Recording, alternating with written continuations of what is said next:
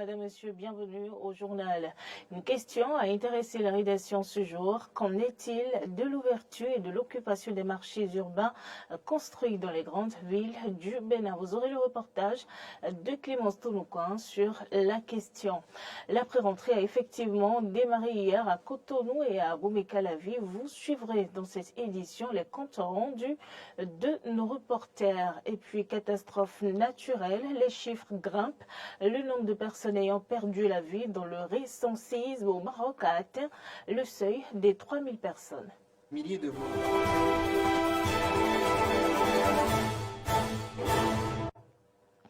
Vous faites bien, Madame, Monsieur, de toujours nous préférer pour vous informer. Les Béninois s'impatientent de la mise en service des nouveaux marchés. L'attente se fait longue, tant pour les populations que pour les femmes des marchés qui continuent de vivre le calvaire sur le site d'accueil. Clémence Tounoukan s'est rapprochée d'elle pour en savoir plus. Suivez son reportage. Près de 4 ans après la remise officielle des sites devant abriter les marchés du lot 1 du projet de modernisation et de construction de 36 marchés urbains et régions au Bénin, occupants et usagers de ces marchés n'attendent que leur ouverture. Pour la présidente du collectif des femmes des marchés de Cotonou, l'heure est au dernier réglage.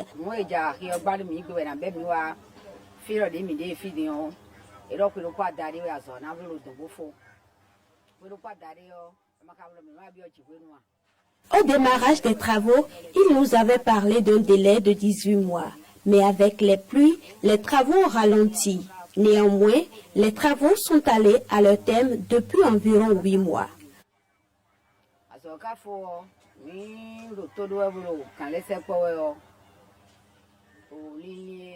Selon nos investigations, la Sogema n'existera plus. Il n'y aura qu'une seule structure pour la gestion de tous les marchés. Et donc, c'est la désignation des responsables de cette structure qui retarde l'ouverture des marchés.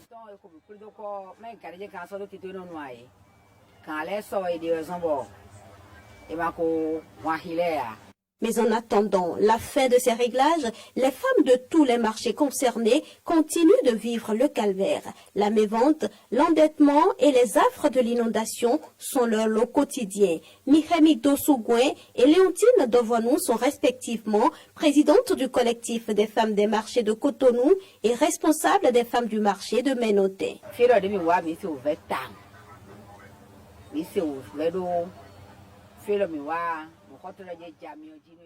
Sur le site qui nous accueille en attendant, nous sommes confrontés à d'énormes difficultés. La majorité de nos clientes vont désormais à Saint-Michel ou à Topa pour éviter les détours qui mènent ici. Nous sommes endettés, toutes les vendeuses du marché. Actuellement, environ 60 vendeuses de ce marché ont dû faire l'option de la vente ambulante. En plus, la pluie nous a beaucoup gênés. Quand il pleut, les quelques clients qui venaient désertent aussi le marché. Ces difficultés et endettements auxquels nous sommes confrontés ne sont pas spécifiques au marché Bégamé. C'est pareil pour tous les marchés délogés pour la reconstruction. Au marché d'Aïdjedo, la situation est beaucoup plus critique.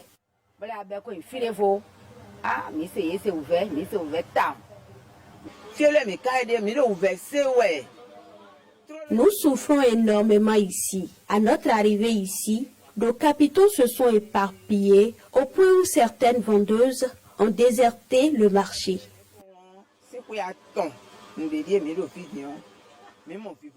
Depuis 3 ans maintenant, quand les pluies commencent, c'est la catastrophe.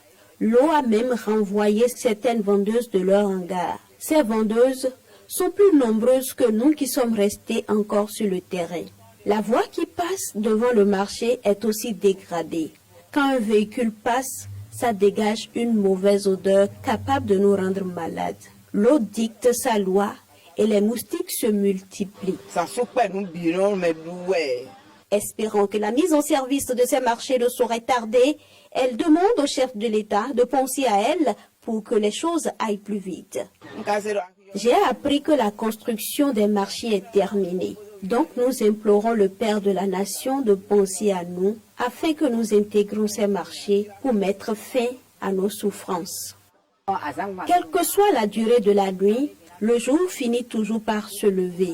Nous saluons au passage le chef de l'État qui ne cesse de penser aux femmes des marchés. D'ici la fin de l'année ou au plus tard, au début de l'année prochaine, nous allons intégrer les nouveaux marchés. Face aux professionnels des médias à Cotonou en juillet dernier, le secrétaire général adjoint et porte-parole du gouvernement, Wilfried Léandre Humbwedji, se prononçant sur la question, a dit, je cite, « Vous n'attendrez plus aussi longtemps que vous êtes en train d'attendre, c'est-à-dire le temps passé à attendre est forcément plus long que le temps que vous allez passer à attendre l'ouverture. » Fin de citation. Et puis un autre registre dans ce journal. La pré-rentrée a été effective à Cotonou hier. Clémence Tonouko a fait le tour de quelques écoles et collèges publics de la ville. Suivez ce compte rendu. Écoliers, élèves et encadreurs reprennent le chemin des classes dès le lundi prochain. Conformément au calendrier scolaire 2023-2024, la reprise des cours est précédée de la semaine de la pré-rentrée qui a démarré ce lundi. Au CEG Sainte-Rita de Cotonou, élèves et parents d'élèves ont fait le déplacement, certains pour les formalités de changement d'établissement et d'autres pour les inscriptions au titre de l'année scolaire qui démarre bientôt.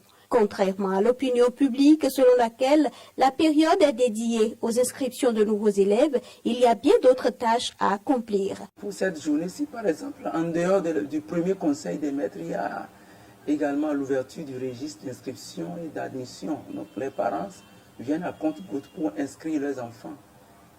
Et certains élèves viennent aussi pour prendre la liste des fournitures de leur classe. Demain, le mardi, il nous a demandé d'organiser la première assemblée générale avec les parents d'élèves et la poursuite du recrutement.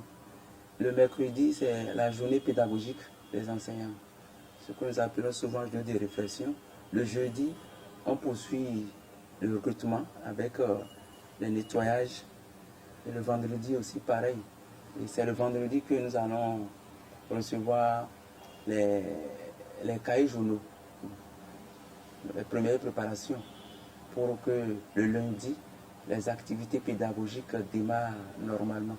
Dans cette école, le calendrier des tâches programmées pour cette première journée est bien respecté. Seulement, en ce qui concerne les inscriptions, ce n'est pas encore la grande affluence et le directeur profite pour adresser un message aux parents d'élèves. Nous avons déjà fait le premier conseil des maîtres. Les classes à tenir par chaque enseignant sont redistribuées et le matériel de travail leur est également remis. La périodicité pour la remise des cahiers de préparation est également dite. Ce que j'ai à dire aux parents, c'est quoi? Quand on dit pré-rentrée, c'est la semaine où ils doivent passer dans les écoles pour inscrire leurs enfants. Et à partir du 18, en principe, plus d'inscriptions.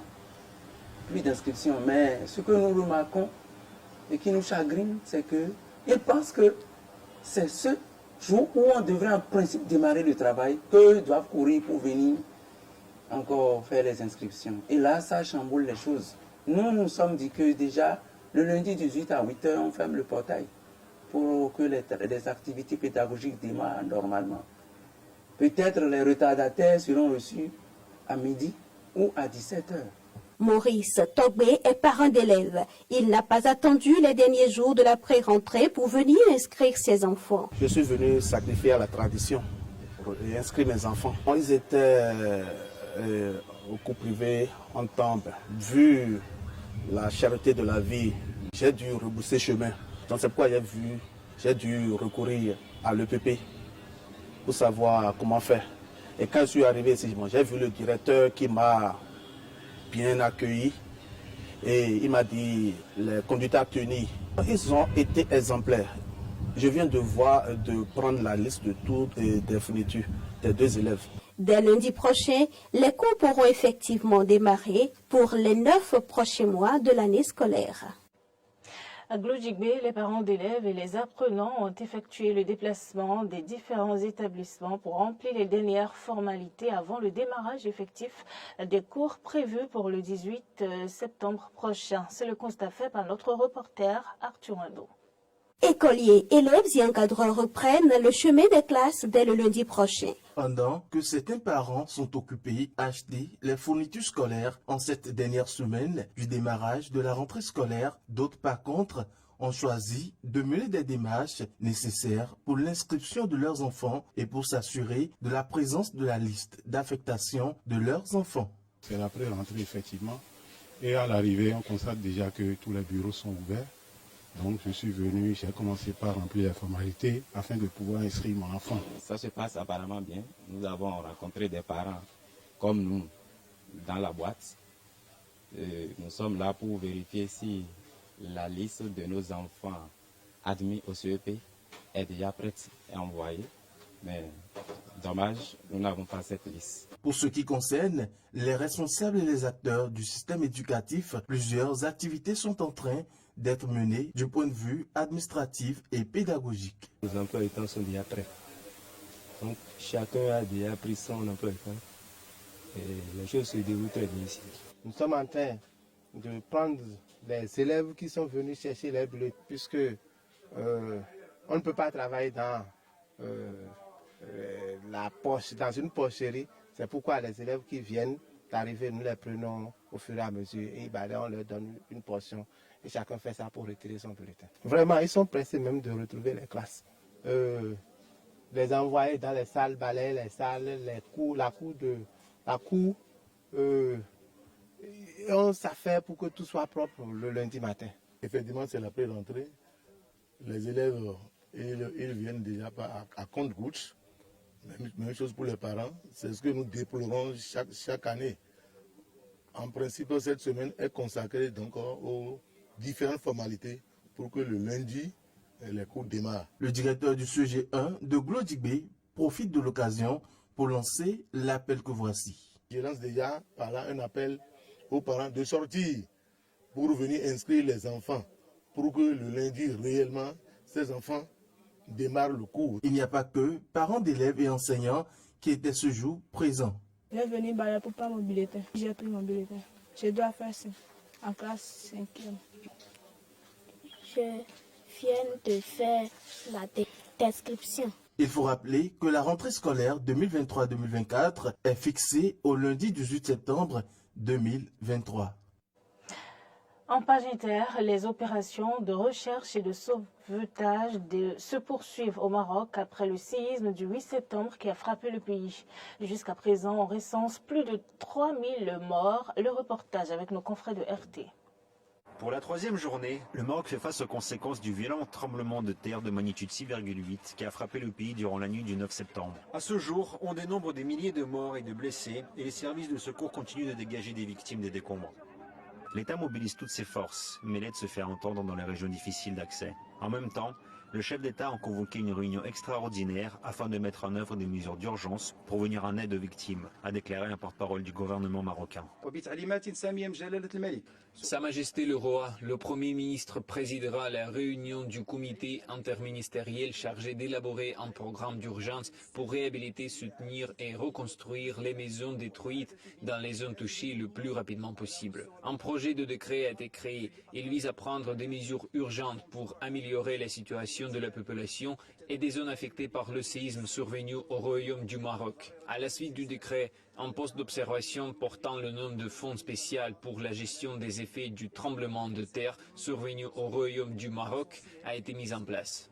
La catastrophe naturelle qui a coûté la vie à des milliers de Marocains n'a laissé personne indifférent. Citoyens ordinaires, célébrités et sportifs tentent tous d'apporter leur contribution pour aider les victimes. Ainsi, l'équipe nationale marocaine de football s'est rendue au point de collecte de sang d'Agadir pour encourager la mobilisation des citoyens et de motiver le soutien aux blessés et aux personnes défavorisées. Nous ferons tout notre possible. Quand nous avons appris que le don de sang était nécessaire, nous avons voulu aider comme nous le pouvions. S'ils ont besoin de sang, nous en donnerons. Et s'ils ont besoin de quelque chose de plus, nous le fournirons. En tant que joueur de l'équipe nationale marocaine de football, notre premier devoir est de rendre les Marocains heureux, mais aussi d'être à leur côté lorsque quelque chose comme cela se produit. Nous essayons de transmettre le message suivant. Les gens qui peuvent aider doivent le faire de toutes les manières possibles. Que Dieu aide les blessés à se rétablir rapidement et qu'il soit miséricordieux envers les personnes décédées. On fait notre devoir de citoyen en participant à la collecte de sang. Voilà, chacun peut faire un petit peu, peut amener sa pierre à l'édifice pour aider les gens qui vont être dans le besoin et qui vont avoir besoin de sang ou toute autre chose. Pendant ce temps, les opérations de recherche et de sauvetage se poursuivent dans le pays. De nouvelles victimes ont été retrouvées, mais certaines sont beaucoup moins chanceuses. Les habitants de la région évoquent avec horreur ce qu'ils ont dû endurer quand la nature a rendu son impitoyable verdict. Parfois vous trouvez quelqu'un de vivant, parfois non. Les gens sont déjà morts, mais l'espoir demeure. J'ai sauvé 3 personnes ici et 10 dans un autre village un peu plus haut. En quelques secondes, tout s'est écroulé. Certains sont parvenus à sortir en courant de leur maison, d'autres ne l'ont pas fait. Le puissant tremblement de terre a touché, d'une manière ou d'une autre, tous les Marocains. Des morts, des blessés, des centaines d'habitations et d'infrastructures ont été détruites. Le cataclysme n'aura pas épargné les sites du patrimoine culturel marocain classés par l'UNESCO. Un triste souvenir de plus de cette tragédie qui restera jamais gravé dans l'esprit des Marocains. Et c'est la fin de ce journal. Merci, madame, monsieur, de nous avoir suivis. Bonne suite de programme. La compagnie d'Eden TV et passez un bon après-midi.